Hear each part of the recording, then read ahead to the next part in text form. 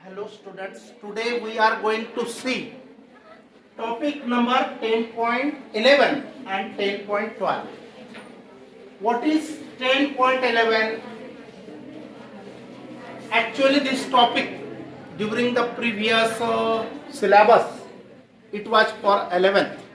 हा 11th topic आहे जुन्या सिलेबस मध्ये, पण तो आता ह्या चॅप्टरला रिलेटेड असल्यामुळे तो 12th मध्ये तुम्हाला देण्यात आलेला आहे. ओके, तर आता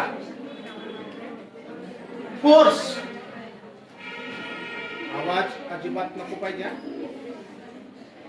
force of attraction between two long parallel wires. हे पॅरलल वायर्स आहेत, म्हणजे आपल्या गल्ली बोर्डात जे पोल असतात त्यांना जे तार असतात अल्युमिनियमचे, तर ते पॅरलल असतात. आता असे 3, 4, 5 वायर्स असतात, कुठं कुठं 2च असतात. मग हे पॅरलल असतात की नाही, तर हे एकमेकांना अट्रॅक्ट करतील का रिपेल करतील, काय घडेल हे आपल्याला बघायचंय. फक्त जर सेम डायरेक्शनला करंट असेल तर ते अट्रॅक्ट करतात, जर अपोजिट डायरेक्शनला करंट असेल तर ते रिपल करतात, रिपल्सिव्ह असतात.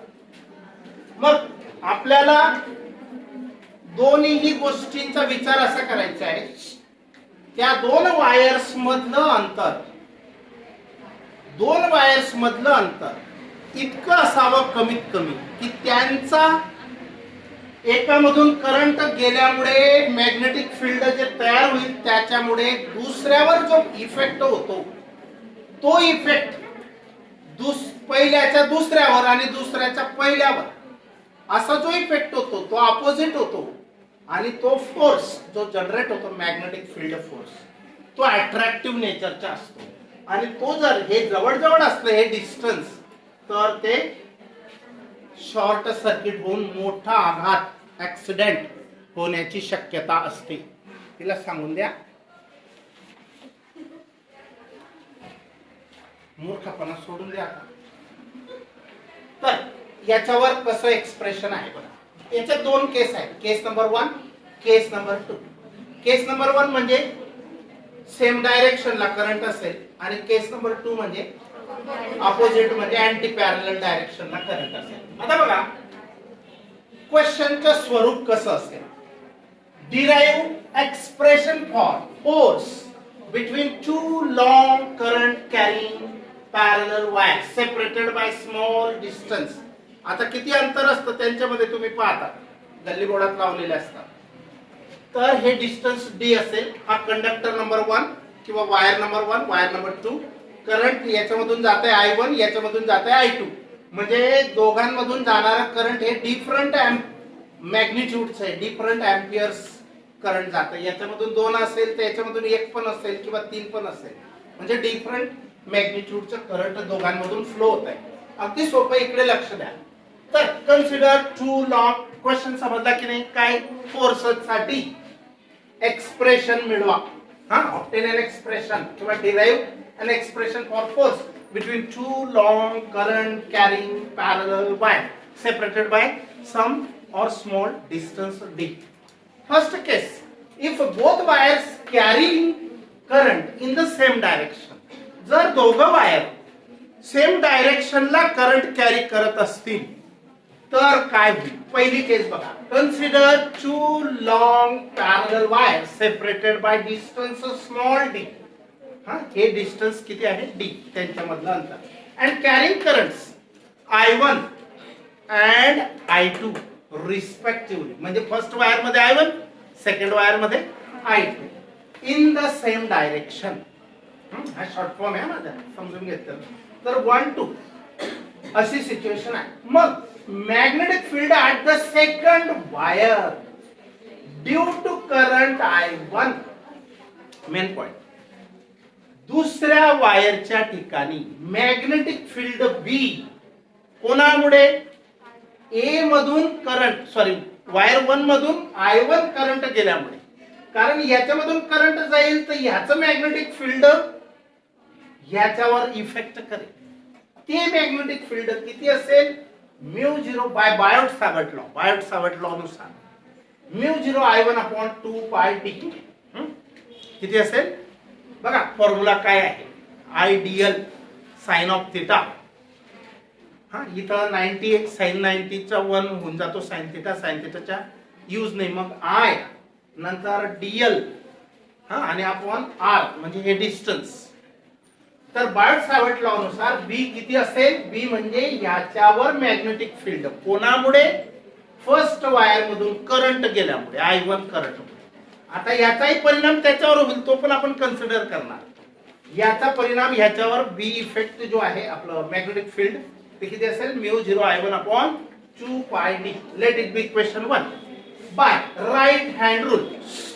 राईट हँड रूल नुसार, राईट हँड रूल काय सांगतो, direction of this field is, या करंट मुळे इथं जे मॅग्नेटिक फील्ड तयार झालं त्याची डायरेक्शन कशी असेल, of this field is into the plane of the paper.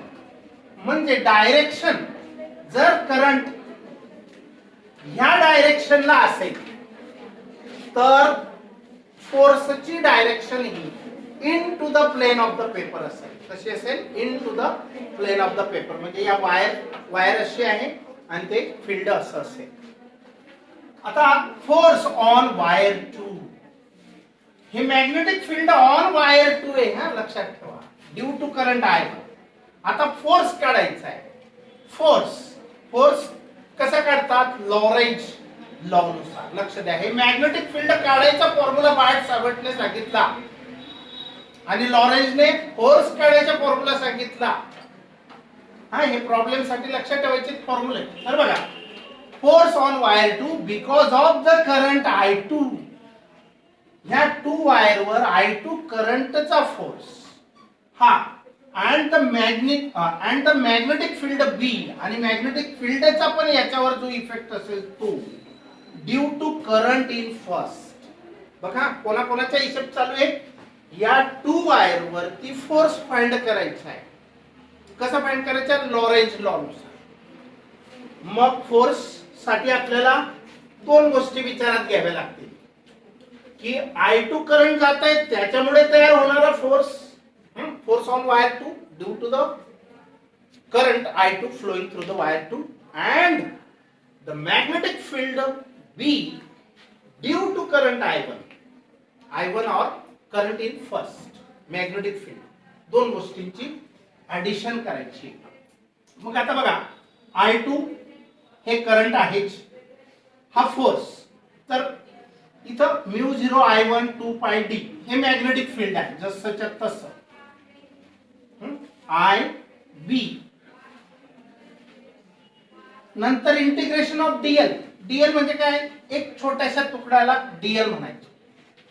एकामुळे इतकं फोर्स असेल तर असे डीएल सारखं काय होईल, एकत्रीकरण केलं, इंटिग्रेशन केलं डीएलचं, एल होईल. काय होईल, टोटल लेंथ एल होणार आहे, टोटल लेंथ कॅपिटल एल.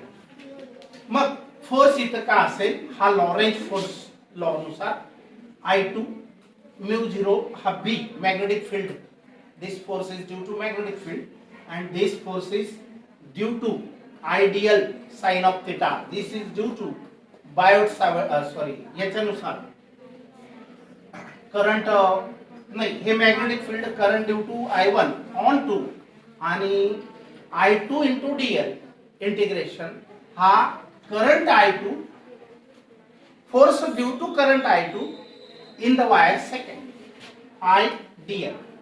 आता the direction of this force, हा जो फोर्स आहे 2 वर, कंडक्टर नंबर 2 वर, ह्याची डायरेक्शन कोणती असेल बघा.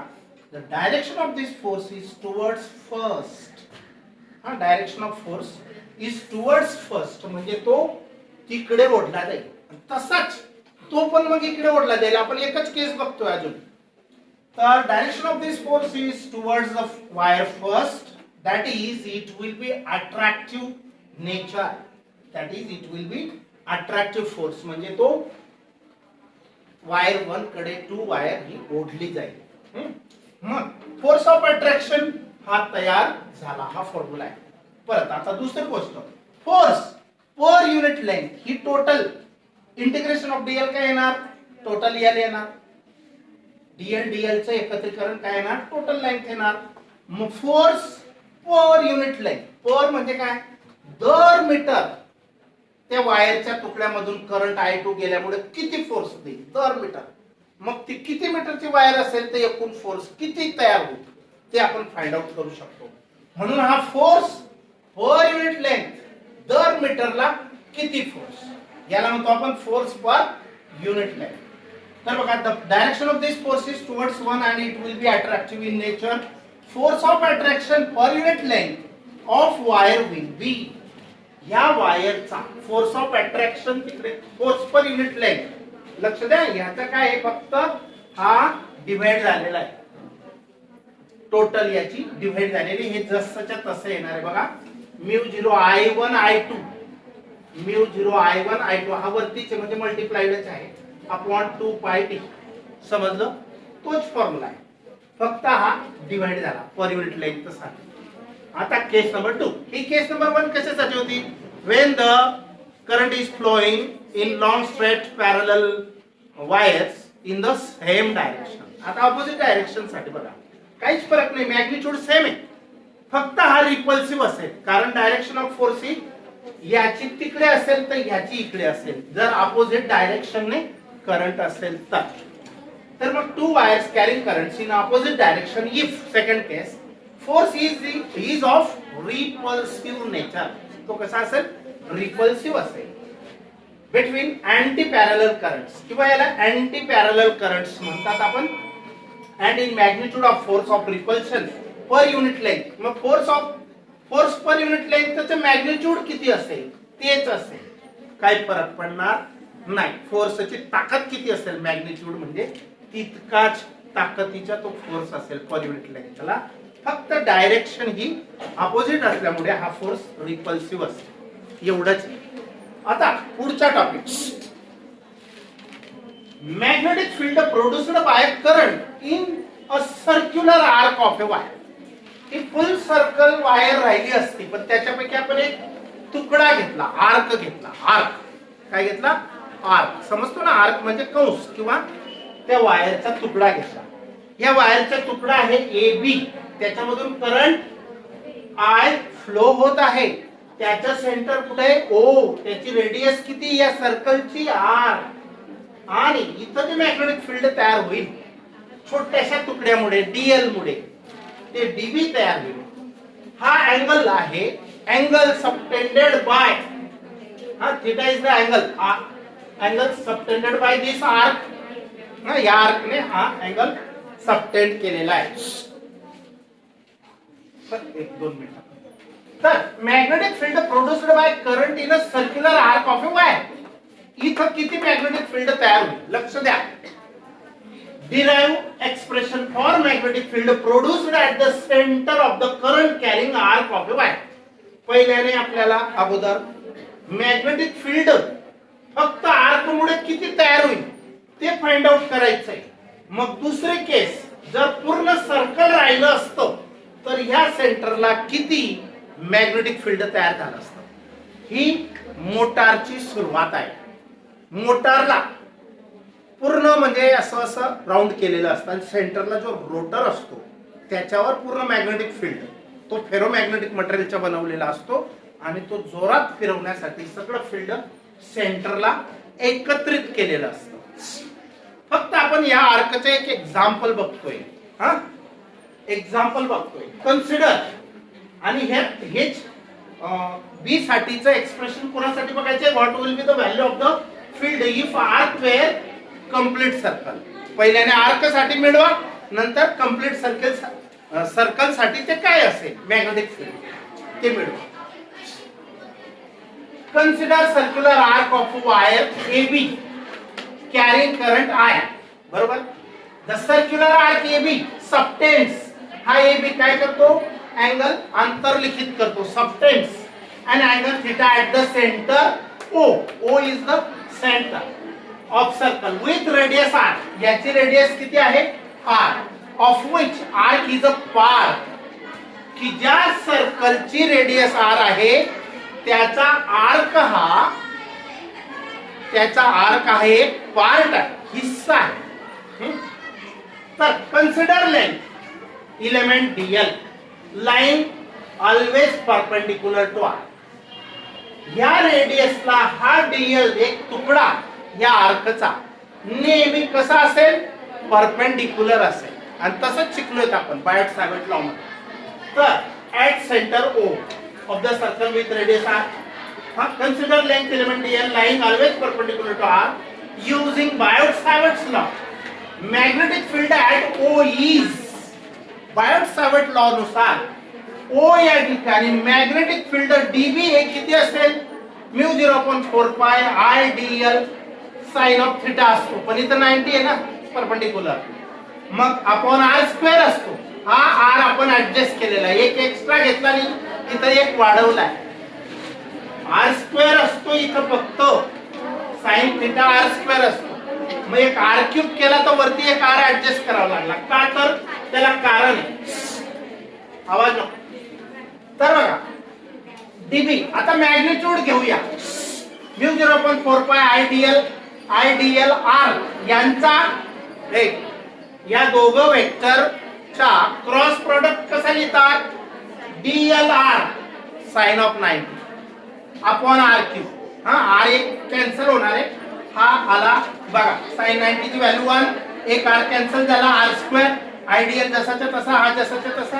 आता equation 1 gives the magnitude of field, म्हणजे इथं फील्ड किती असेल, इतकं असेल. dB mu 0.4 pi I dl upon r square इतकं असेल. तर equation 1 gives the magnitude of field. Direction of field is given by right hand rule. हे मॅग्निट्यूड झालं इथलं, पण त्याची डायरेक्शन कोणती, तर राईट हँड रूल नुसार आपल्याला ठरवता येते. हा सांगायची नाही. बस direction of each of the dB, असे अनेक, एक तुकड्याचा dB ची व्हॅल्यू इतकी, अजून दुसरा तुकडा असेल सर्कलचा त्याची dB ची व्हॅल्यू इतकी, असे जितके पण असतील सर्कलचे त्या सगळ्यांची टोटल करायची. या डीबींची काय करायची, सम करायची. हा या डीबींची काय करायची, सम, इंटिग्रेशन. म्हणजे आपल्याला total magnetic field at the centre मिळवता येईल. बघा ही डायरेक्शन कोणती होती, direction of the field is given by right hand rule. ती कशी असेल, into the plane of the paper असेल. The total field at O is, O या ठिकाणी टोटल फील्ड किती असेल, तर या डीबी ची सम करायची, इंटिग्रेशन करायची. मग याच्यामधलं इंटिग्रेशन कोणाचं होईल, जे कॉन्स्टंट आहे ते बाहेर काढा. म्यू 0.4 पाय I फिक्स आहे, मग राहिला काय, dl अपॉन r स्क्वेअर. त्याच्यात आता बघा A टू B, A पासून B पर्यंत असे dl dl dl dl ची बेरीज करायची आहे. हा ची सम करायची आहे, एकत्रीकरण करायचे आहे A टू B. मग हा फॅक्टर जसाच्या तसा. आता dl अपॉन r स्क्वेअर ची व्हॅल्यू बघा, हा r स्क्वेअर जसाच्या तसा, dl ची व्हॅल्यू r d थिटा या ठिकाणी चेंज करायची, कारण आपण अँगुलर डिस्प्लेसमेंट मध्ये त्याचं कन्व्हर्शन करतो. हा r d थिटा dl याचं कन्व्हर्शन अँगुलर डिस्प्लेसमेंट मध्ये केलेलं आहे. तर इज इक्वल टू, याचं कन्व्हर्शन हे कसं आलं माहिती, फर्स्ट चॅप्टर मध्ये झालेलं आहे. हा dl is equal to r d theta. अरे r dl is equal to r d theta. बघा dl is equal to r d theta. हा अँगल आहे, कसा लिहितात, अँगल कसा लिहितात, आर्क अपॉन रेडियस. मग हे आर्क आहे, dl तुकडा, आणि upon radius is the angle. मग हे तसं बनवलंय, ते डायरेक्ट वापरलंय त्यांनी. लक्ष द्या, इथे शिकण्यासाठी आलेले, थोडस सेन्स राहू द्या, वेळ कमी आपल्याकडे. मग याला सॉल्व्ह केलं बघा, एक आर्क कॅन्सल, मग राहिलं काय, अपॉन आर राहिला, एक arc cancel, upon r, d theta upon r राहिला. डी थिटाचे इंटिग्रेशन काय, थिटा, आणि अपॉन आर जसाच्या तसा, where theta is in radian. Theta हा अँगल डिग्री मध्ये नाही, रेडियन्स मध्ये असा. For a full circular wire instead of arc, जर फुल सर्क्युलर वायर असेल तर थिटा हा अँगल किती बनतो, फुल सर्कलचा 360 म्हणजे 2 पाय. 2 पाय व्हॅल्यू टाकायचं थिटाची, फक्त थिटाची व्हॅल्यू टाकायची सच तसं. मग 2 पायचा काय इफेक्ट होईल इथं? हा फक्त याला कट करेल, पाय पाय कॅन्सल होईल, शिल्लक राहील b = μ0 I/2r. समजलं? तर अशा प्रकारे नाउ वी स्टॉप.